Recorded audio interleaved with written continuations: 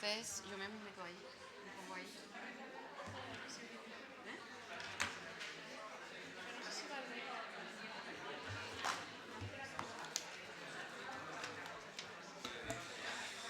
No lo sé, pero está desenchufado.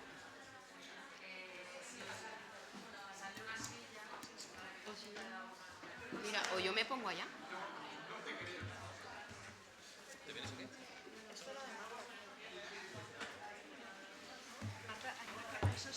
Sí, de Marta. Sí, eso es de Marta.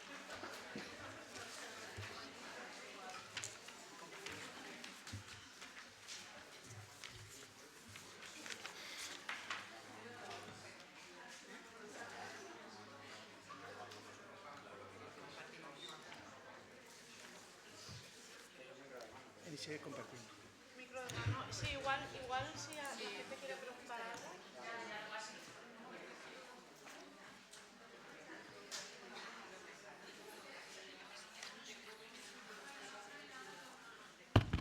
Vale. Bueno, Marta, ¿te esperamos o...? Ah, vale. Vale, eso no pasa nada. Vale. Bueno, pues nada, empezamos con la mesa redonda. En principio tenemos aproximadamente media hora para plantear algunas preguntas. Han salido ya muchos temas que iremos retomando. Pero bueno, en principio habíamos articulado esta parte en torno a 3 preguntas. Vamos a ver hacia dónde nos lleva, porque esto de las mesas redondas planteas las preguntas y a lo mejor luego nos agarramos a algún tema interesante y les tiramos un poquito del hilo. Y luego también estaría bien incorporar vuestra voz. Si veis que en algún momento hay algún hueco, algún espacio en el que queréis plantear algo, también os invitamos a que podáis plantear. Creo que, Clara, tienes un micro, ¿vale? Y intentamos daros voz. Bueno, creo que han sido... Gracias, Marta. Gracias. Sí, es que con el cambio de horario ha tenido que adaptarse. Bueno. Sí, bien, la primera pregunta que quería plantear en torno a esto de las residencias es que yo he hablado mucho desde la parte más que tiene que ver con la escuela, pero había una primera pregunta que es ¿qué interés creéis que puede haber o para qué trabajar con la escuela? ¿Qué aporta este nuevo marco relacional entre las prácticas culturales y artísticas y las prácticas educativas? Es decir, ¿qué os aporta a vosotras como creadoras y como creadores el hecho de trabajar con la escuela? Era la primera pregunta, para estirar del hilo un poco. Bueno, aparte de lo que ya se comentó, que es como un área más profesionalizante, digamos, ¿no? Un nuevo campo donde puedes practicar, también hay un punto muy agradecido en el sentido que hay una reacción inmediata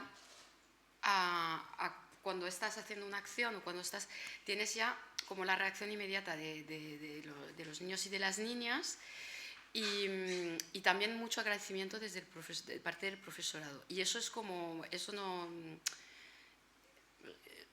no es algo que te encuentras cada día. Por ejemplo, cuando decías que en el pasillo te decían Julián, no sé qué, pues no sé, una vez entré en clase de infantil y estaban Esther, y digo, wow, o sea, entrar a trabajar así es...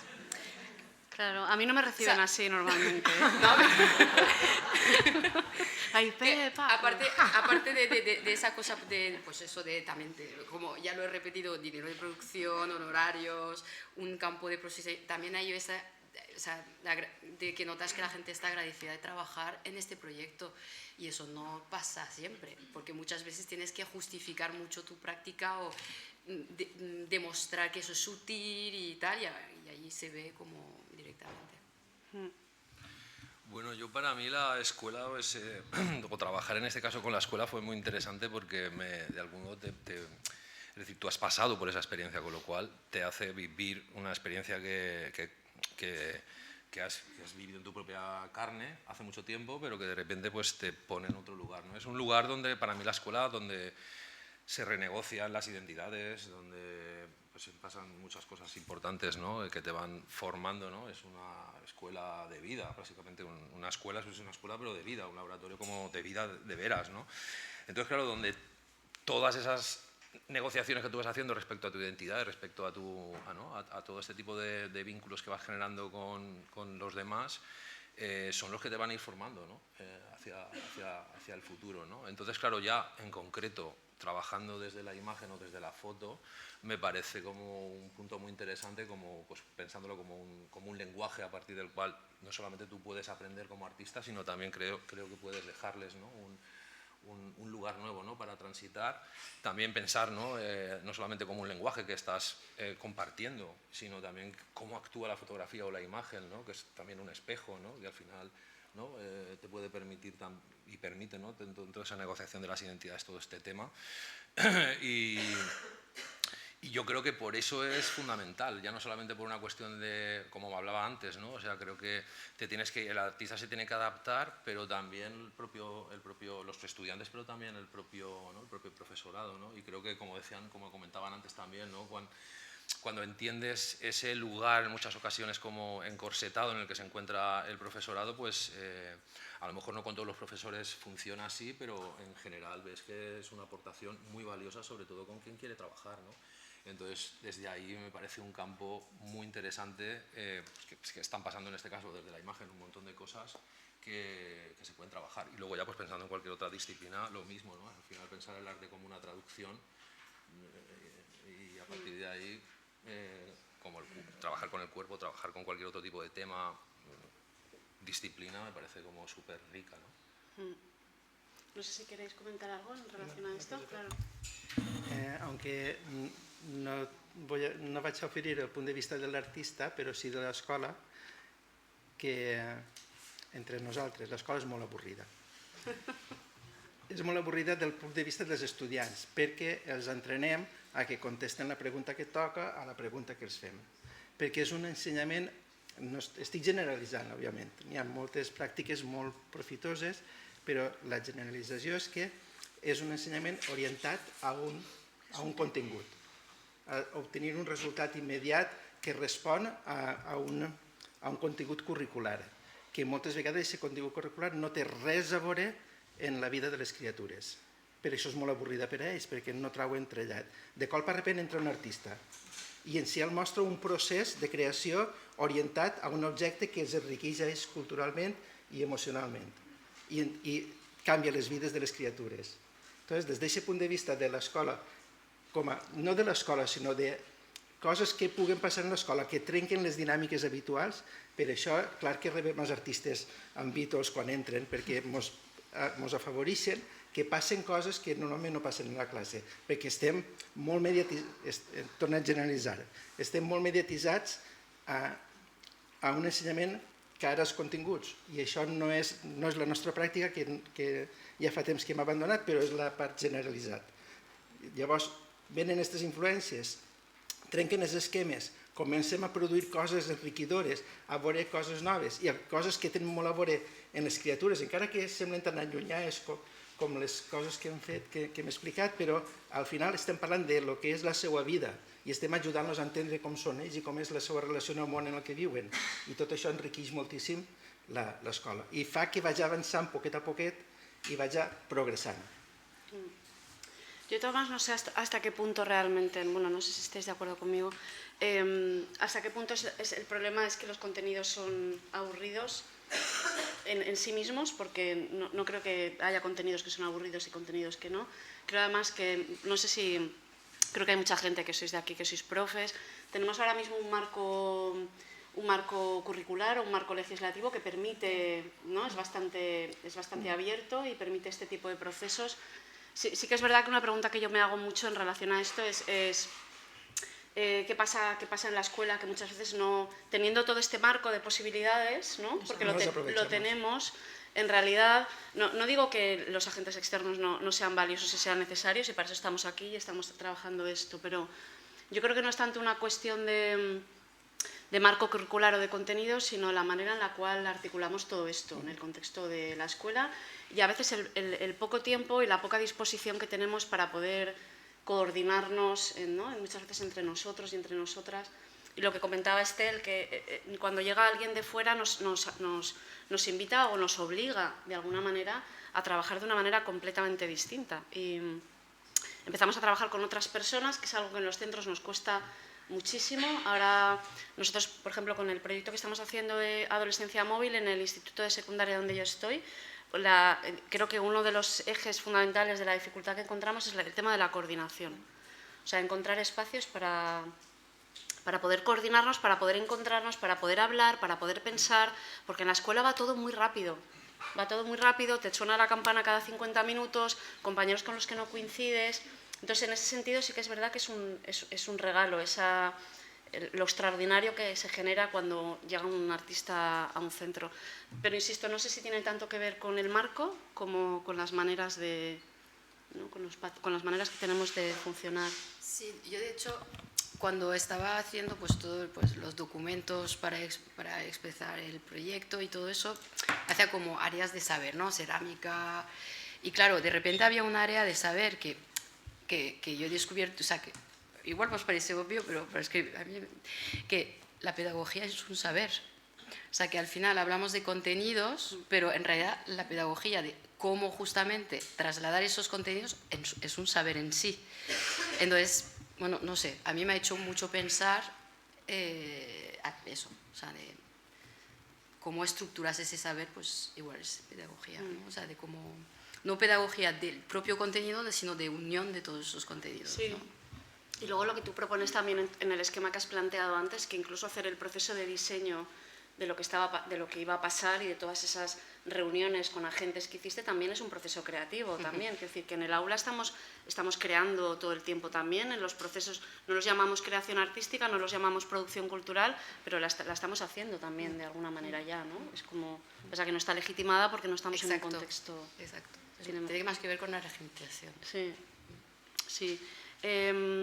Sí, luego también creo que es interesante pensar si de alguna manera todas estas activaciones en contextos escolares, ya no tanto el para qué, sino si ha afectado, porque entiendo que paralelamente a la producción en centros escolares tenéis una práctica artística que seguís desarrollando, si se han producido cambios en vuestra manera de hacer, porque yo antes he hablado de la transferencia que se produce entre la práctica del artista volcada hacia el docente, ¿no? Como metodologías de trabajo, pero a veces pasa a la inversa, ¿no?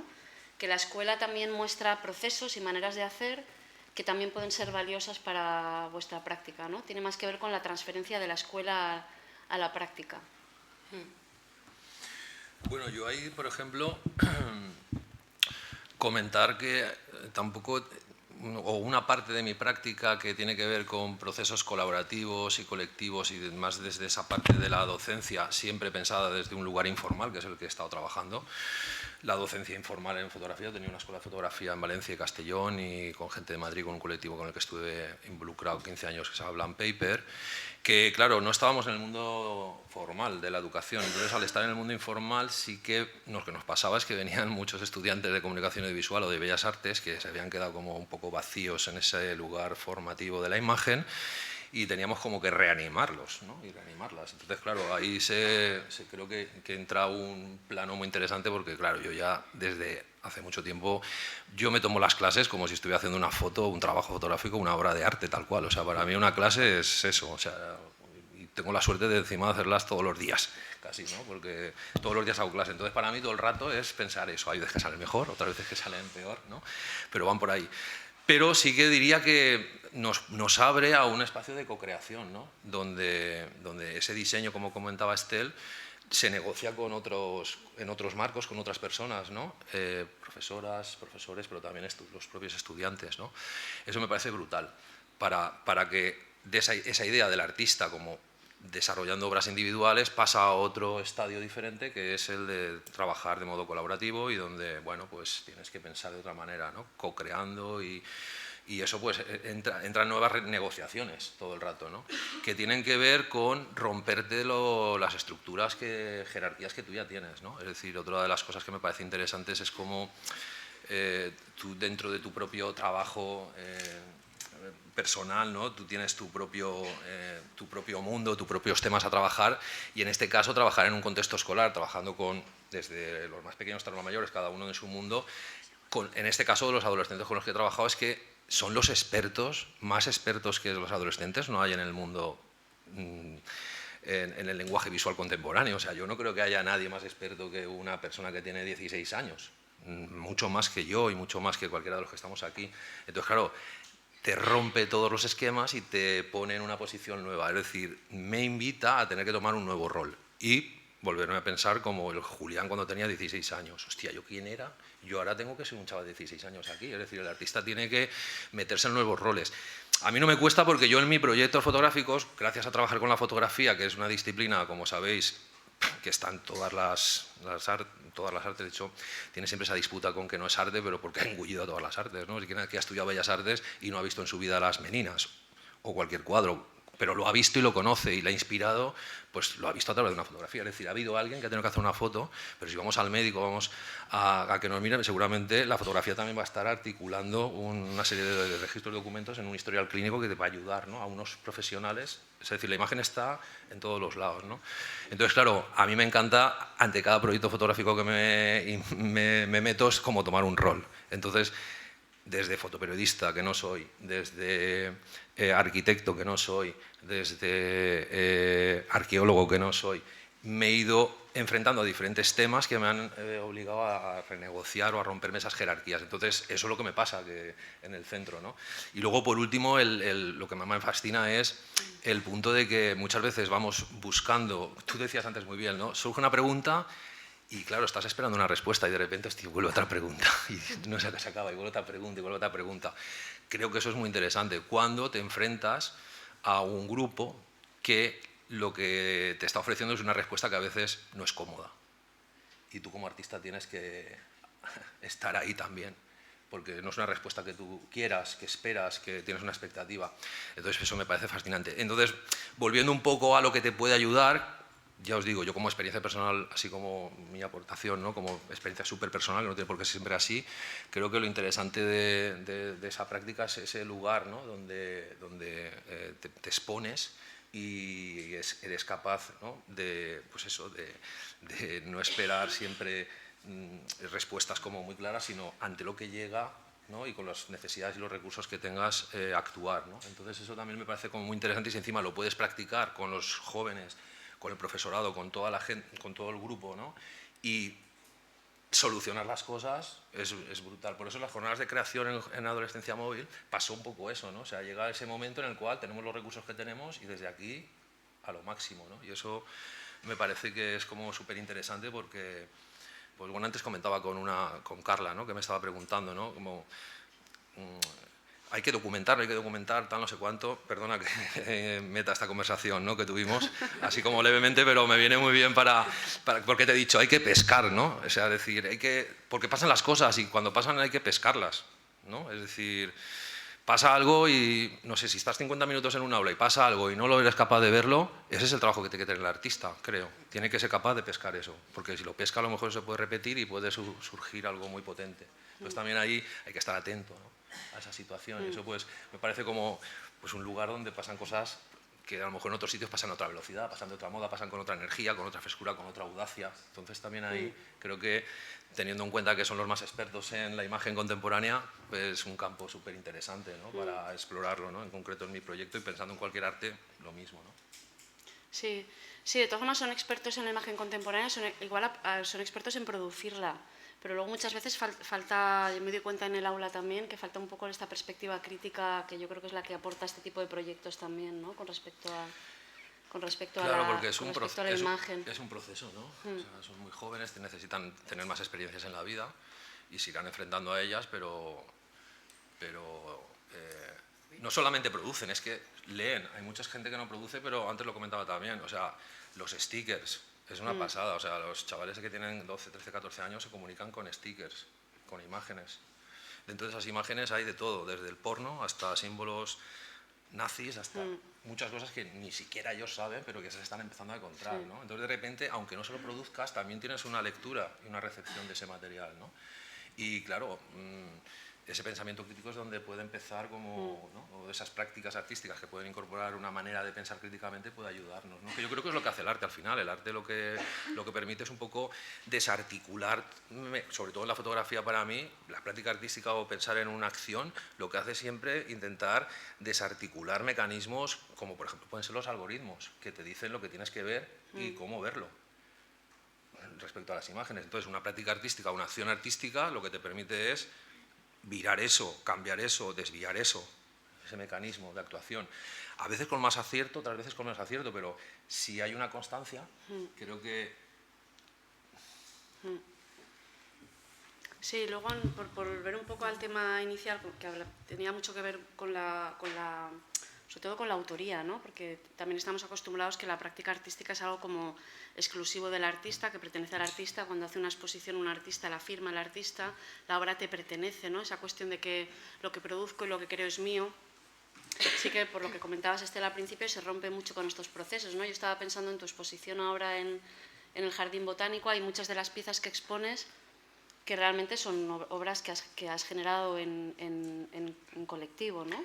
Entonces Sí. esa cuestión de perder un poco la firma ¿no? de la obra también. A ver, en mi caso, por ejemplo, en respeto a mi práctica, ha sido como una bendición encontrar este tipo de convocatorias, porque el trabajo que hago, la formación que tengo, etcétera, es una práctica que justamente tiene más que ver con el proceso que en la producción de obra. Entonces, porque no he hecho Bellas Artes para empezar, o no he tenido como esa... he tenido muchos puntos malos que tienen las arquitectas y los arquitectos, pero los artistas no. Y entonces cuando he derivado del campo de la arquitectura convencional, digámoslo así, me metí en procesos de participación ciudadana, etcétera. Entonces esa idea de trabajo colaborativo, etcétera, está como muy integrada a mi práctica. Entonces, para mí era un plus, justamente, porque era dar valor al proceso, a cómo construimos esa colaboración, como decías tú, cómo vas como co-creando, ¿no? Cogen las cosas, cogen los medios que hay, como aterrizando realmente una idea, llegar con una idea suficientemente clara, pero también suficientemente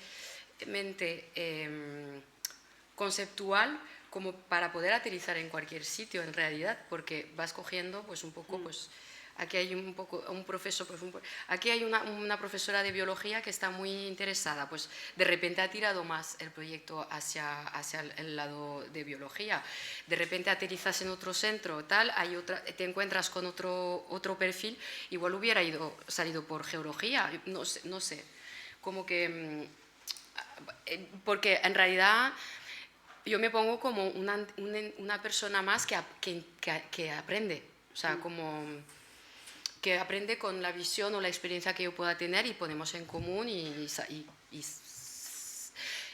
también, bueno, y un poco de liderar, ¿no? Esa investigación, ¿no? De dar un poco que es también el trabajo de... Sí. Sí, aparte tú lo has comentado antes cuando estabas al principio presentando los primeros proyectos. De hecho, el primero, sin mares no habría grietas. Sin grietas no habría mares. Sí. Que lo has activado en dos contextos distintos, sí. ¿No? Y también funciona un poco como ejemplo para ver lo importante que es cómo cambia el proyecto en contacto con el contexto. Sí. Que al final son dos proyectos completamente diferentes, ¿no? Totalmente.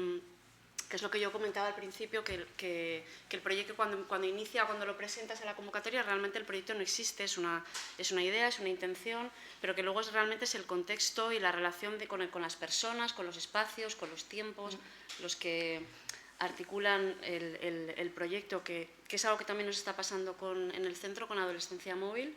Claro, estamos intentando hacer un esfuerzo por adaptar el proyecto a nuestra idea de proyecto anual. Entonces estamos buscando la manera de encajarlo y sobre todo que tenga sentido. Que igual tenga más sentido para nosotras como profes que para el grupo, porque el alumnado también es muy obediente, ¿no? Quiero decir, le viene planea, hacemos un proyecto de resistencias, hacemos un proyecto de resistencias, pero nosotras que llevamos un poco como la guía, ¿no?, de lo que queremos ir haciendo a lo largo del año, tenemos que hacer un esfuerzo muy grande por adaptar lo que llega a lo que nosotras teníamos intención de hacer, y nos estamos permitiendo licencias de cambiar algunas actividades, de ajustarlas, porque suceden cosas como que hay una alumna que no tiene móvil, no lo tiene, entonces ¿cómo vas a hacer adolescencia móvil si son cosas que suceden en el aula, ¿no? De repente suceden cosas y preguntas que no esperabas y que hacen que el proyecto cambie completamente, ¿no? Yo creo que esa es una de las cosas más interesantes de este tipo de procesos, ¿no? Cómo el contexto puede llegar a afectar en lo que el proyecto se transforma, ¿no? Sí, sí, por ejemplo, en Grietas, en el proyecto de Sin Grietas no habría mares, lo que podemos llamar la obra final, el producto final, si los puedes hablar, dices, es lo mismo, pero todo lo que ha pasado para que llegue a eso es totalmente distinto. Sí, y ahora con adolescencia móvil también lo verás cuando hagamos la final, ¿no?, la jornada de qué diferente puede ser en cada contexto, ¿no?, en el que sucede. Y también quería hablar un poco de... Claro, yo he hablado mucho de lo que son las resistencias de la escuela con respecto a estas cosas.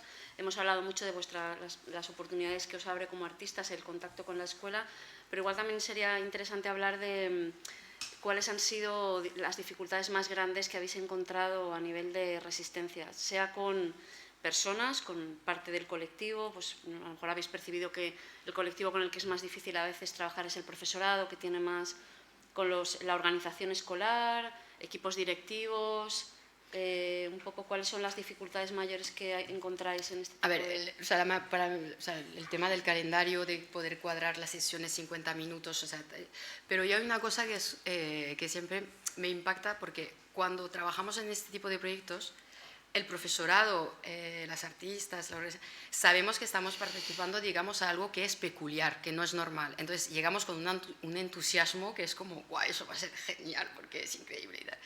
Pero claro, en aula el alumnado no sabe que eso es excepcional, no lo sabe. Entonces tú llegas ahí como súper... Y entonces la resistencia es cómo transmito, tampoco les puedes poner una presión, pero cómo transmito este entusiasmo y que se den cuenta que eso no es lo normal y que tienen que aprovechar eso, porque probablemente nos va a pasar. A mí me ha pasado ahora, por ejemplo, en un proceso un poco parecido, de querer estar en la Escuela de Diseño de Jerez de la Frontera. Claro, en grado formativo de cerámica llegamos con un proyecto y no sé. Entonces es como la resistencia es como hay mucha distopía, ¿no?, en la cabeza de del alumnado, de tal... Se resisten sí, se resisten al entusiasmo, no se lo creen del todo. Y entonces es como tú, porque no deja de ser, que suba el pastel un poco. Igual porque no deja de ser algo que sigue sucediendo en la escuela, ¿no? Que a lo mejor porque es algo que a pesar de todo sigue sucediendo en la escuela. Exacto, ¿no? Entonces es como... Sí, es lo que pasa a veces con la programación cultural para adolescentes en centros culturales, que siempre es un poco el colectivo como menos interpelado y realmente es que muchas veces los adolescentes todo aquello que surja de la institución no es posible que no les interese, ¿no? Entonces un poco la escuela pasa un poco esto, que a lo mejor tiene que ver con que sí que son programas que suponen una novedad o que son algo diferente para ellos, pero no deja de ser escuela, ¿no?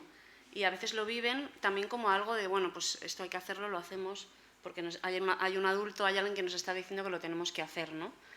Y a mí también me pasa, que a lo mejor estás tú entusiasmada haciendo relaciones y ahora voy a hacer esto, el proyecto, y ellos simplemente a veces es difícil, lo que tú dices, ese entusiasmo, no sabes al final si el entusiasmo es tuyo, es compartido o... Luego, en el fondo, creo que sí que hay muchas cosas que calan, pero que calan en el tiempo o que no se expresan, no expresan este entusiasmo, pero que por dentro... Sí. Queremos pensar, sí. Queremos pensar que sí. Y bueno, yo pues para mí las resistencias, pues una que se encuentra fácil, que conecto con lo que decía Estela y también los profes, el poder al final que tiene la rutina en el aula, ¿no? Es decir, al final tener esas rutinas esa obediencia, ¿no? De seguir esa rutina. Me ha encantado lo de que quitasteis las sillas y de repente hubo como medio tal. O sea, creo que ese creo que, bajo mi punto de vista, creo que ese es un gran problema. Es decir, esas estructuras mobiliarias que hay en la escuela de una silla y una mesa y tener que tener a todos los estudiantes frente al profesor en esa oratoria. Yo cada vez que llegaba siempre intentaba romper toda esa forma. Hacíamos un círculo de mesas, a veces las sillas las quitábamos y porque claro, era bonito porque no teníamos a lo mejor que estar sentados, sino era y salía al patio a hacer fotos, tal, entonces claro, todo eso gustaba, ¿no? Por un lado el poder de la rutina, luego también con lo que conectándolo con lo de Estela, me anoté aquí la desconfianza que hay respecto al arte contemporáneo, ¿no? Por parte de profesorado, pero por parte también de estudiantes, porque también un poco conocimiento, pero también hay una desconfianza hacia ese mundo muy interesante. Y también todos esos estímulos que tienen los jóvenes, pues a todos los niveles emocionales, visuales, etcétera, hace falta mucha paciencia y mucha empatía para hacerles ver que el arte tiene un valor, ¿no? También creo que están en un momento en el cual pueden pescarlo X, 5, 6, 10, 15, 20, pero es muy difícil que haya un interés general, ¿no? Pero por esas cuestiones, ¿no? Yo creo que desde ahí hay como eso, resistencias, pero que yo creo que se pueden ir... No son tan graves, o sea, es decir, dentro de todas las barricadas que, no sé, que yo me he ido encontrando no son tan graves. En cambio, luego sí que hay muchas oportunidades también, ¿no? Sí, sí, sí. Vamos a abrir, por si queréis participar un poco de todo esto que estamos comentando, de potencialidades, resistencias.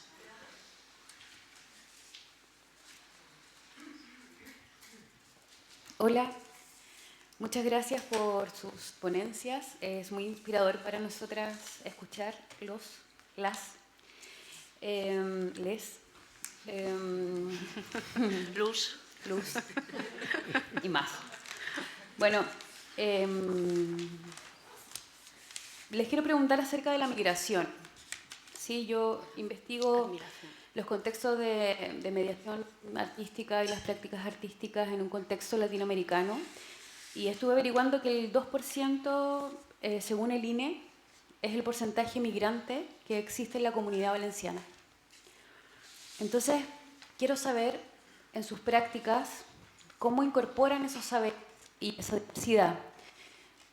Y la dificultad de esta pregunta está en que siempre pensamos que la diversidad aporta, pero esa sería como la primera respuesta y es la que yo me doy. Entonces quiero profundizar un poco más. Es cierto que la diversidad es una riqueza en cualquier proceso creativo. Sin embargo, estoy segura que deben haber complejidades en torno a la migración. ¿Cómo incorporan ustedes esos procesos migratorios en sus prácticas artísticas?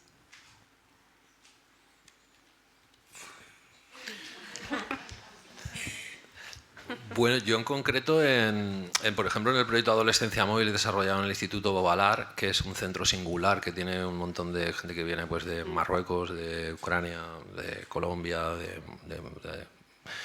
muchas partes del mundo, en sí fue como... fue uno de los temas que sí que me plantearon, esto pasa, o sea, tenemos este crisol, ¿no? Estaría muy bien como tratar de trabajarlo y demás, ¿no? Entonces, no de un modo directo, pero sí atendiendo en muchas ocasiones incluso a propios temas que propones, que hayan temas que puedan surgir de ese lugar, ¿no? Y que pueda ese tema volverse un núcleo a partir del cual orbitar y hablar y comentar, ¿no? Entonces, atenderlo, ¿no? También me he encontrado con incorporarlo. También me he encontrado en muchas ocasiones con un problema que me encontré, por ejemplo, en el Bovalar, que es que habían bastantes estudiantes que acaban de llegar ucranianos que no hablaban nada castellano, ¿no? Entonces que se hacía muy complicado hablar con ellos. Intentábamos en inglés, pero a veces incluso había como cierta desidia, ¿no? Por parte del estudiante, por ejemplo, no quiere estar ahí, ¿sabes? Y de repente estaba ahí, ¿no? Y con el resto, pues, tratando en la medida de lo posible de que se incorporaran esas visiones dentro de los propios ejercicios que se iban planteando, ¿no? Y no sé, es un mundo, es un mundo. Antes hablaba con la compañera que tienes al lado, Verónica Gerber Bisecki, es una artista mexicana que estuvo trabajando justamente en varios centros de Estados Unidos, realizando un proyecto que se llama Palabras Migrantes y que habla o sea, que trabajaba con justamente pues bueno, un centro donde habían pues muchas comunidades, ¿no?, de migrantes y que redefinían un vocabulario colectivo del aula a través, en este caso, ¿no?, de palabras que definían ese proceso migratorio, ¿no? Entonces, bueno, o sea, yo creo que hay situaciones, ¿no?, que pueden ser como más, dijéramos, más fáciles de poner, pero yo en mi caso siempre he intentado, y justamente en el Bobalar, tener eso como muy, ¿sabes?, como muy preparado. De hecho, he pasado unas fotos como muy rápidas, que no nos dio tiempo a hacer allí como ejercicio, pero que tenían que ver con imágenes importantes que a lo largo de la historia habían tenido que ver con, bueno, pues con ciertas cuestiones, ¿no? Pues a la mujer esta que la apartan de una carrera, ¿no? O cuando ganan, por ejemplo, estos en el Mundial, en las Olimpiadas de, no me acuerdo cómo se llama ahora, el atleta este que ganó, que hicieron el símbolo, el Black Power, ¿no? De repente esas imágenes estaban ahí porque una de las intenciones era, vamos a recrearlas. Vamos a recrear en el aula el Black Power. Vamos a recrear en el aula cómo tiran de una carrera a una mujer. Porque creo que a partir de la imagen y metiéndonos como en esa, dijéramos, experiencia de la recreación, pues podemos hablar de muchos temas que están ahí, que, ¿sabes?, que me parecen como también, por lo menos a mí personalmente, interesantes de aprender, entre otras cosas, pues porque a lo mejor no lo he vivido en primera persona, ¿no? Pero sí que estás con otra gente que, ¿sabes?, que están viviendo esa situación, ¿no? Entonces, bueno, es un lugar, ¿no?, donde yo, por ejemplo, personalmente siempre lo intento atender en otras ocasiones porque muchas veces trabajas con personas que han sufrido esos procesos, ¿no?, de migración y otros, ¿no? O sea, también, por ejemplo, pienso, yo trabajo también bastante con personas con discapacidad, también haciendo ciertos talleres de foto y demás, y también pues es un grupo de, ¿no?, de personas que, pues eso, que también, o sea, me parece como interesante ver cómo puedes integrar una serie de acciones para que tengan un sentido ¿no?, y haya una expresión de ahí que además lo que nos devuelva nos pueda enseñar algo, ¿no?, que creo que es lo importante, ¿no?, desde ese lugar, ¿no?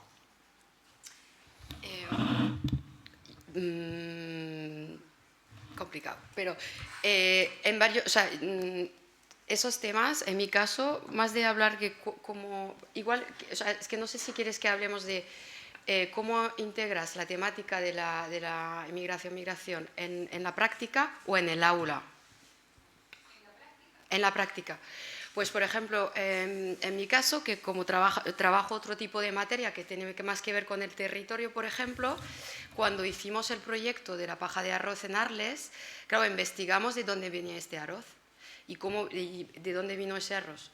De inmigrantes vietnamitas que vinieron y que cultivaron este arroz. Entonces, ¿qué hicimos? Cuando en los momentos de talleres colaborativos de paja de arroz, invitamos a la asociación de hijos de migrantes vietnamitas a contarnos su historia. Entonces, mientras estábamos trenzando la paja de arroz, nos explicaban cómo había pasado, en qué condiciones vivían, porque en realidad es un saber que ha permitido a todo un delta ser cultivado. Sin ellos, sin esas personas que no llegaban a ese conocimiento, este cultivo ahora mismo no estaría, ¿no? Eso es como un caso concreto de un proyecto. Luego, por ejemplo, otra manera de trabajar la migración, cuando, bueno, por una historia personal, investigué como el tema de la migración de personas de Alicante, que a finales del 19 había personas españolas que migraban a África. Y leyendo un poco sobre los valencianos, un libro se llama Les Valencians d'Algèria, explicaban que esa migración de temporada se llama una migración de pardal blau, los pájaros azules. Entonces me empezó y entonces a partir de ahí y deshilaché, digamos, y entonces he vinculado el tema de las aves migratorias a nuestro uso cíclico del territorio, como unas personas que aún hace 150 años eran migrantes en otro país, ahora están en otro, pero no dejamos de este tipo, Sí, pero claro. Sí. Sí, la diversidad en el aula no la vamos a abordar, ¿no? Ahora, si queréis una última pregunta, y Sí. porque si no se nos hace muy tarde. Sí. ¿Alguna pregunta más? O... ¿No? Bueno, pues lo dejamos aquí. Nada, muchas gracias a todas.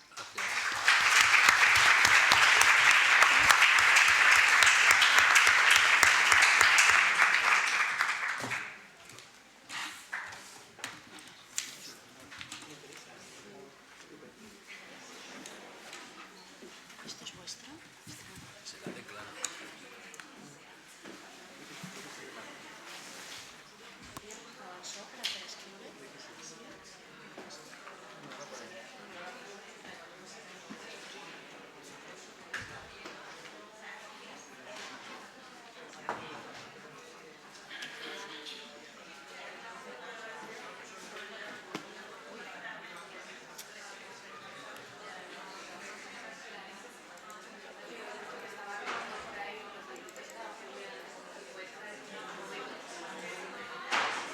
Te habrá traído Articurrículum, ¿verdad?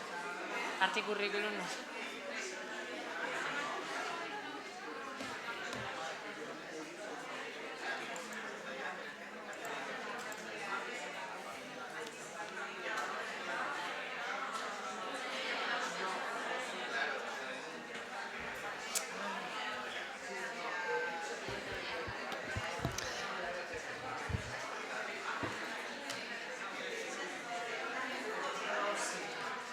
Vale, pues vamos a continuar. No temáis que aunque nos hayamos extendido en el tiempo, no vamos a alargar, vamos a acabar a las 8. Entonces yo voy a hacer un poquito más breve la presentación que venía ahora, porque entiendo que la tarde ha sido larga, intensa y con muchos temas que nos rondan ahora la cabeza, muchas cuestiones que seguir charlando. Entonces, bueno, la última parte de esta sesión de hoy es presentaros la colección Articurrículum, que, bueno, pues creo que trata de dar respuesta a muchas de las cuestiones que han surgido aquí en relación a esa transferencia de conocimiento que hablaba Pepa, esa formación continua de los docentes. Y bueno, la colección Arte y Currículum es una colección de libros. Voy a esperar un momento y pongo la presentación. Vale. Aquí. Contrólate. Vale. Bueno, pues lo voy a explicar brevemente y os voy a mostrar el trabajo que hemos hecho en ese sentido. La palabra currículum ha resonado muchas veces, ayer, ¿no? Hoy también es algo que está ahí, que no se sabe muy bien qué es, como una sombra, como algo ahí que tiene una inmensa influencia, ¿no? Poder que determina de alguna manera, da la sensación de que determina un poco lo que sucede en las escuelas. Y bueno, pues este proyecto Articurrículum lo que tratábamos de hacer es plantearnos si las residencias de artistas en centros educativos trabajan con esa presencia física del artista. En el contexto escolar, pues nos tratábamos de preguntar qué era una escuela más allá de ese edificio, ¿no? Porque una escuela, y por ejemplo Marta nos hablaba de eso, ¿no? De cómo los espacios son. Una escuela es una arquitectura específica y además bastante normativa, ¿no? Casi todas las escuelas son parecidas, responden a un patrón, a un copia y pega, ¿no? Muy similar. Las escuelas pues son unas relaciones con el barrio y con el contexto en el que se insertan, son una serie de saberes y de materias organizadas y también son pues un aparato legislativo, ¿no? Todo un sistema que está detrás que da forma a cómo va a ser ese edificio, cómo va a ser esa organización escolar y cómo va a ser bueno, pues la vida que sucede en el interior de esas paredes. Entonces, bueno, pues en este proyecto lo que tratábamos era de acercarnos más a esa idea de la legislación, del currículum y bueno, como venga a hablar de él, os lo quería un poco enseñar porque Ya lo dijo ayer, creo que fue el IES, ¿no? El currículum es un documento extensísimo, ¿vale? 507 páginas. O sea, cuando hablamos de currículum es algo, bueno, es un concepto que da forma a la escuela, pero es que realmente hay una extensa literatura que organiza y que presta atención a muchos de los detalles que van luego a implicar, ¿no? A definir pues, los tiempos, las decisiones, que tiene espacio en la escuela y que no lo tiene, etcétera. Y bueno, pues es un documento que bueno, está en valenciano y en castellano, no es tan largo, si lo pensamos así. No, es... Vale. Y bueno, pues siempre se utiliza, y aquí también ha salido esta tarde, me ha parecido muy interesante, ¿no? Que a veces se habla del currículum como ese límite, como ese, bueno, esa frontera que nos impide hacer, ¿no? Ese corsé que nos impide hacer, pero en realidad también el currículum es un territorio, ¿no? Un mapa tremendamente rico que si tenemos las herramientas adecuadas para guiarnos por él, para trazar nuevos caminos, para no seguir siempre las rutas establecidas de las grandes autopistas, ¿no? Y sabemos desviarnos, pues es un material muy, muy valioso para el trabajo de los docentes y para el trabajo de los artistas.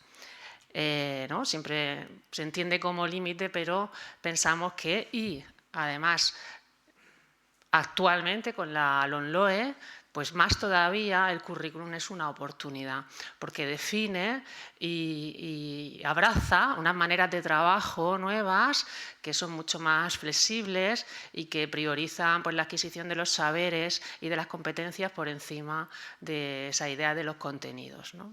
Entonces, bueno, el currículum per se no nos obliga a tener mesas, porque no hay nada que lo diga, ni nos obliga a dar clases magistrales, porque tampoco te habla de metodologías, ¿no? Entonces sí que te da, pues a mí me gusta entenderlo como eso, como un paisaje, como un territorio muy amplio, que tiene muchos elementos y que podríamos circularlo siempre por la misma carretera para llegar al mismo sitio, pero si somos pues personas con cierta curiosidad, pues llegaremos a los sitios desde muy distintas maneras, a pie, corriendo, atravesando otros caminos, parándonos, etcétera. Y entonces ahí es cuando el currículum se activará de verdad para ofrecernos todo su potencial. La propuesta que hicimos, voy a saltar esto porque es sobre la LOMLOE, pero bueno, lo que nos planteábamos en un momento dado era que si estábamos invitando a artistas a ir a los centros educativos a producir, crear y trabajar, desarrollar su práctica artística en el contexto escolar, porque no hacíamos también, y el contexto escolar también lo estábamos entendiendo como ese aparato de la legislación, pues nos planteábamos que quizás sería interesante invitar a los artistas a residir, ¿vale?, en una manera metafórica, en el currículum escolar. Y comenzamos así este proceso, en el que invitamos a un primer colectivo de creadoras y educadoras a que en lugar de ir a un centro educativo a encontrarse y poner en práctica sus procesos directamente con los estudiantes y los profes, que abordaran esa lectura de ese documento tan amplio que os acabo de enseñar y buscaran qué cruces, qué vínculos, qué contaminaciones se encontraban con su propia práctica, cómo su trabajo podía tener eco en toda esa literatura, que aunque pueda parecer muy farragosa, pero en realidad esa literatura está llena de ideas súper interesantes que han surgido aquí, ¿no? Estel nos hablaba de las plantas halófitas, de los sedimentos, todo eso está en el currículum.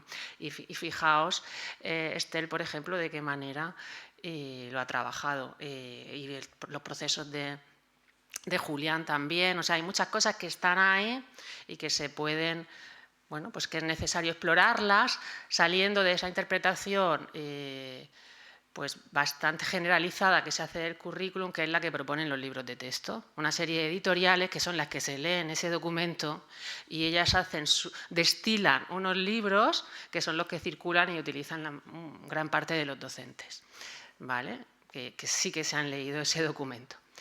Y bueno, comenzamos este proceso que dio lugar a, bueno, la verdad que fue muy interesante, no sabíamos muy bien dónde nos llevaría, y dio lugar a la colección Arte y Currículum, ¿no? Que lo que ponía era pues esos dos términos a relacionarse, las prácticas artísticas y esa organización, ¿no? esa hoja de ruta que es el currículum escolar.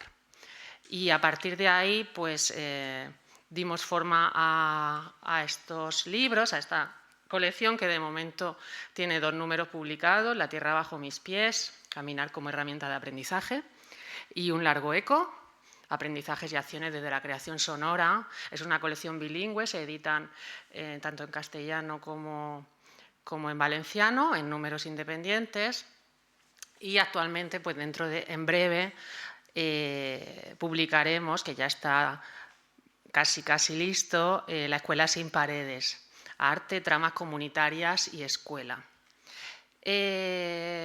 ¿Por qué hicimos este trabajo de darle forma a esa invitación y luego concretarla en un formato como un libro?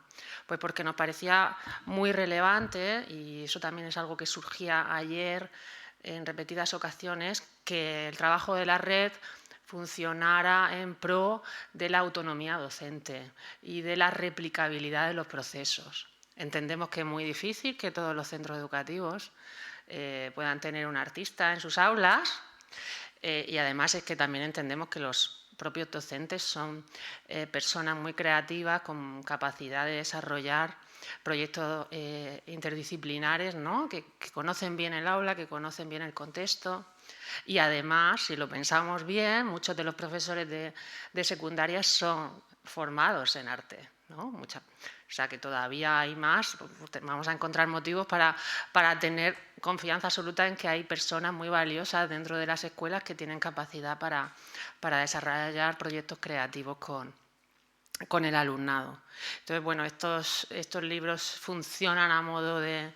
no son ensayos, no son ensayos teóricos, no son compendios de historia del arte, sino que funcionan a modo de bueno, un lenguaje híbrido que tiene pues, muchísimo pozo teórico y de conocimiento, pero también funcionan como manuales para los docentes, para que bueno, pues tengan herramientas valiosas, fáciles y asequibles con las que enfrentarse o a incorporar determinadas prácticas en su contexto de aula y en sus procesos.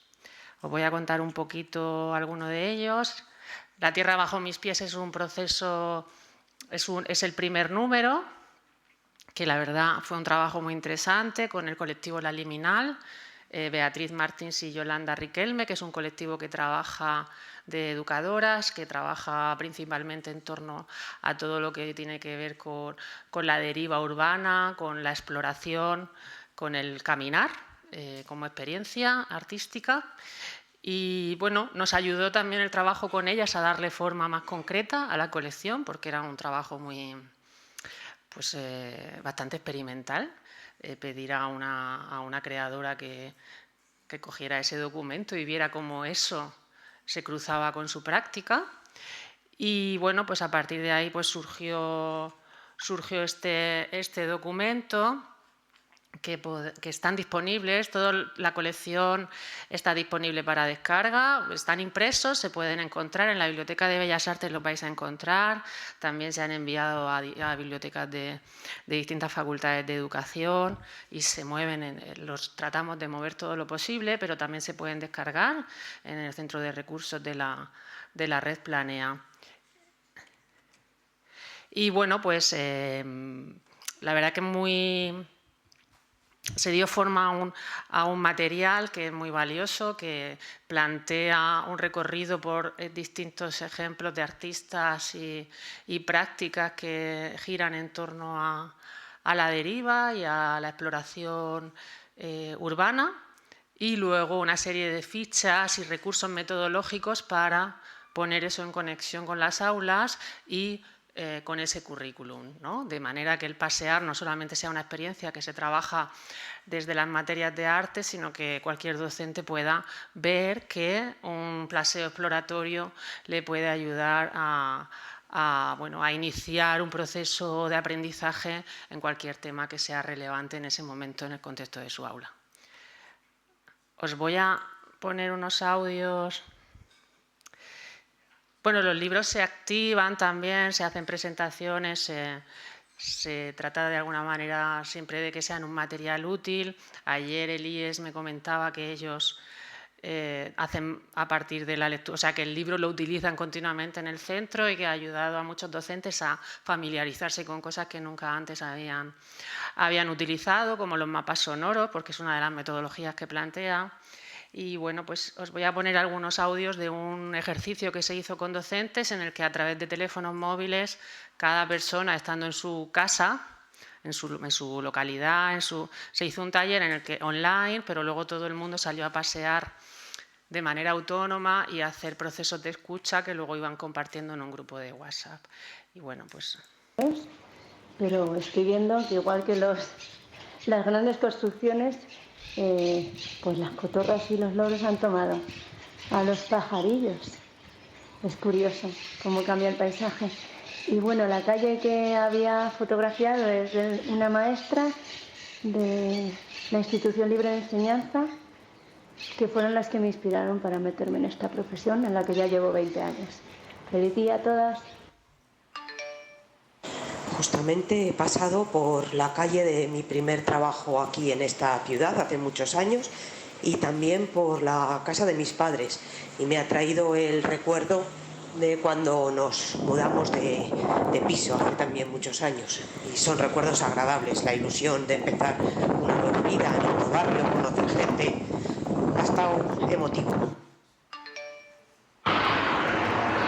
La última vez que vino Chus a Madrid a visitar a Irene, fuimos al Naomi, el primer japonés o exhibición de Madrid. Nos tomamos la previa en el túnel. Ya no volverá a suceder eso. El paseo me ha llevado a la antigua calle donde vivía. Estoy delante de la casa donde viví creo que desde los 11 años hasta los 14 o 15 años. Y además una casa que está al lado de la fuente, donde, una fuente, estoy en mi pueblo donde he vivido hasta los 18 años. Y la fuente del agua donde todo el mundo, pues el agua del grifo es potable pero no lo beben. Y he pasado muchas veces he ido por agua con mis bombonas. Y estoy pasando por una calle también, estoy pasando por una casa donde vivía una mujer que han tapiado las puertas. Increíble. Bueno, esto es simplemente un ejemplo de un proceso que unas docentes iniciaron para formarse, en el que, pues utilizando un recurso tan sencillo y tan a mano como los audios del WhatsApp, ¿verdad? Pues iniciaron un proceso de crear relatos y de escucha colectiva, que son algunas de las cosas que propone el libro. Simplemente pues un poco el índice para que os hagáis una idea de ese formato híbrido que hemos creado, ¿no? Entre el ensayo académico y el manual. No es un libro de texto, no es un libro para los estudiantes directamente, y es un libro que no necesita ser leído de manera organizada, ¿no? Es un libro que se puede atravesar de muchas formas y volverlo útil en función de aquellas necesidades o preguntas que tengas como docente. Entonces, tiene fichas de indagación y tiene distintas metodologías para plantearte un paseo, cómo hacerlo, cómo registrarlo, etcétera. Y todo eso basado en la propia práctica de las creadoras y también en pues un análisis bastante riguroso que hay al inicio de todas las prácticas que desde las segundas vanguardias empezaron a utilizar el caminar y la exploración y la deriva como manera de conocimiento. Un momento. Y bueno, el segundo número es un largo eco, aprendizajes y acciones desde la creación sonora. Para este número contamos con la colaboración de María Andueza y Fran M. Cabeza de Vaca. María es artista sonora, es docente en la Complutense, y Fran es músico y actualmente es el jefe de educación del Reina Sofía. Y bueno, pues ellos llevaban una trayectoria muy larga trabajando, compilando y estudiando el arte sonoro, y les hicimos este encargo de poner en relación toda esa historia del arte sonoro con el contexto curricular. Os voy a poner un vídeo que lo explica mejor que yo, ¿vale? Pero no completo. Colaboración, crear recursos y casa artística. El libro tiene como subtítulo Aprendizajes y acciones desde la creación sonora. Y justo lo que pretende es eso, poner al servicio de la comunidad educativa recursos, experiencias y un archivo importante de obras de la creación sonora contemporánea para hacerlo accesible y con una serie de propuestas didácticas de cara al trabajo en el aula. Un manual pensado para introducir las metodologías del arte sonoro en el aula y con ellas trabajar otros contenidos que no son necesariamente los de la creación artística, sino que pueden ser cualquier otro de los contextos curriculares del contexto educativo. Poden fer com una ferramenta per a treball molt didàctica, molt lúdica y que se puga fer des de qualsevol de les àrees. Pues es muy interesante que este libro forme parte de la colección Arte y Currículum. Esta relación museo-escuela nos parece una alianza absolutamente liberadora, que creo que genera aprendizajes en ambos sentidos. El manual está estructurado en 9 bloques.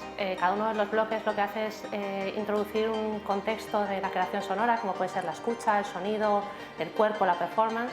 Y luego lo que hemos hecho ha sido introducir en cada capítulo una misma estructura, dedicando una parte a la escucha, otra parte al hacer, al producir cosas, y otra parte también al ámbito lúdico, al jugar, siempre partiendo de una obra o de una serie de obras, una serie de artistas de los que nos podemos apropiar para crear distintas actividades dentro del aula. Hemos pensado específicamente en las aulas de educación primaria, pero hemos querido justo hacerlo lo suficientemente abierto para que cualquier docente en un contexto formal o no formal, pues institutos, también museos, bibliotecas, puedan utilizarlo como recurso educativo.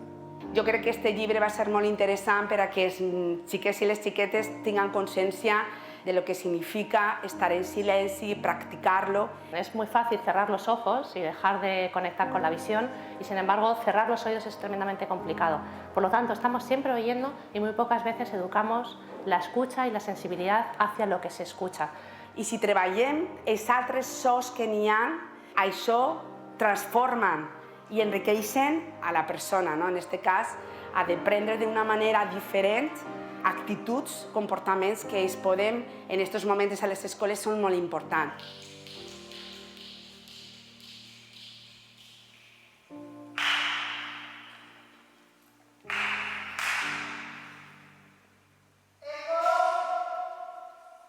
Creemos que el acto de la escucha está en el centro de la etapa educativa y en concreto de todo el contexto pedagógico, y el practicar la escucha desde la perspectiva que nos aporta el arte nos parece como un modo muy transversal a la hora de propiciar una forma de poner en práctica el aprendizaje. Por lo tanto, introducir contenidos que aborden lo sonoro dentro del aula es una forma de ampliar también nuestra forma de estar en el mundo y de estar en el mundo con otras personas.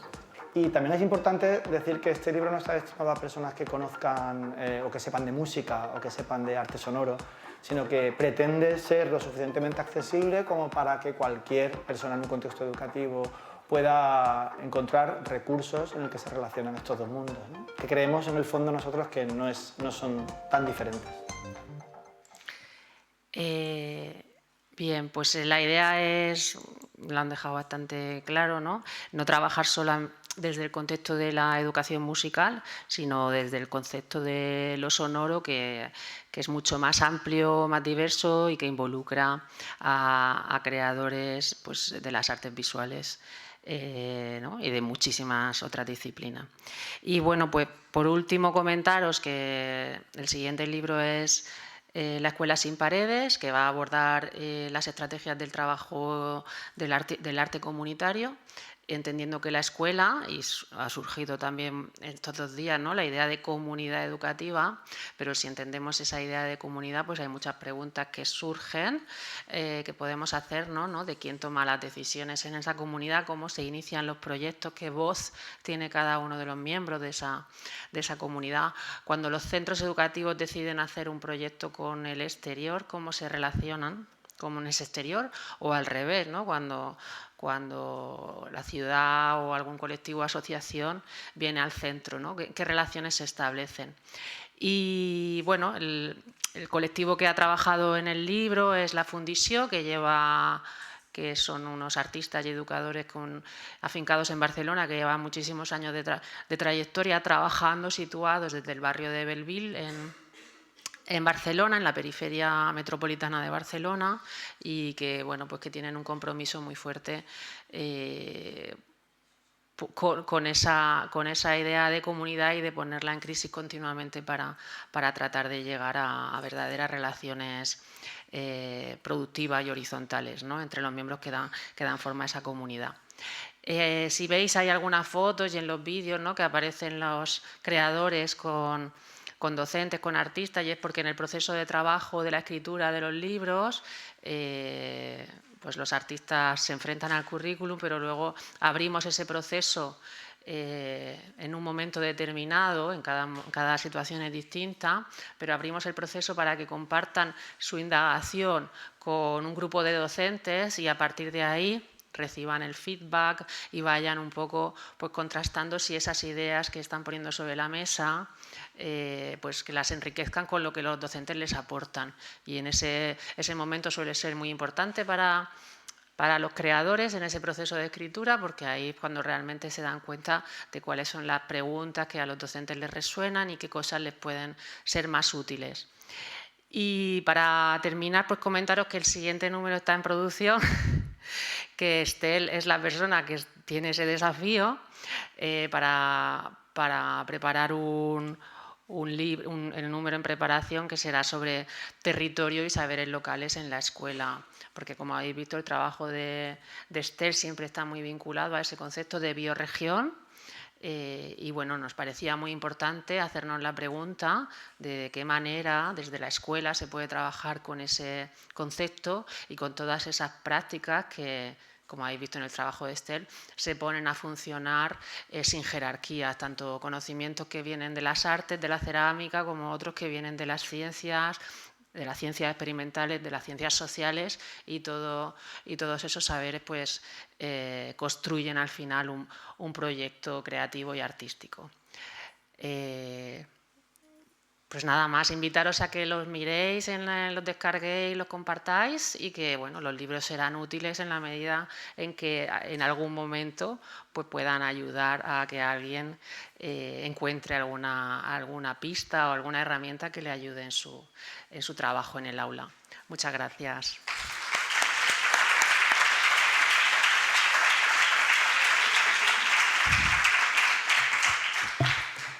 Y nada más, recordaros que mañana nos vemos de nuevo en la facultad. ¿Vale? Gracias.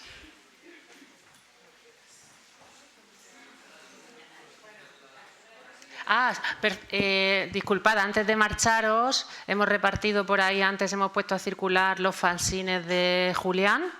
Si podéis, por favor, muy bien, hacerlos llegar para que no se despisten. Gracias.